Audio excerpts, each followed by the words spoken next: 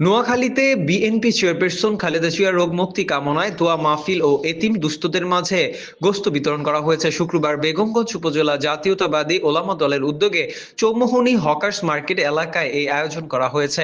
প্রধান অতিথি হিসেবে উপস্থিত ছিলেন জেলা বিএনপির সাবেক ধর্ম বিষয়ক সম্পাদক হাজী আবুল কাশেম। তিনি খালেদা জিয়ার দ্রুত আরোগ্য কামনা করে সবার কাছে দোয়া চান।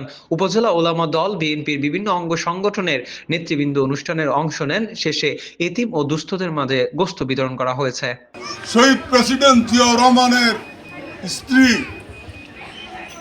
আমাদের নেত্রী, আমাদের বিএনপির চেয়ারপারসন বেগম খালেদা জিয়া অসুস্থ। আজকে সারা বাংলাদেশে কোনো দল মত নেই যারা খালেদা জিয়ার জন্য দোয়া করে নাই। সমস্ত আমরা দেখেছি,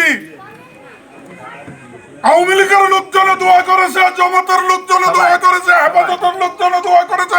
সকল এই সারা বাংলাদেশের 20 কোটি মানুষের চোখের পানি আমরা খালেদা জিয়ার জন্য দেখেছি।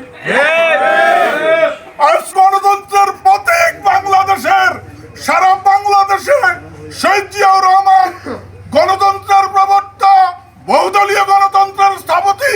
আজকে তাই খালেদা জিয়া গণতন্ত্রের প্রতীক, মৃত পথযাত্রী। তাই আজকে আমরা এখানে ওনার রোগ মুক্তি কামনা করে, ওনার দীর্ঘ নেকায়াত কামনা করে এই হতভাগা বাঙালি জাতির নেতৃত্বের জন্য আমরা ওনার জন্য দোয়া করার জন্য এখানে শরীক হয়েছি। দৈনিক আজকের বাংলা .net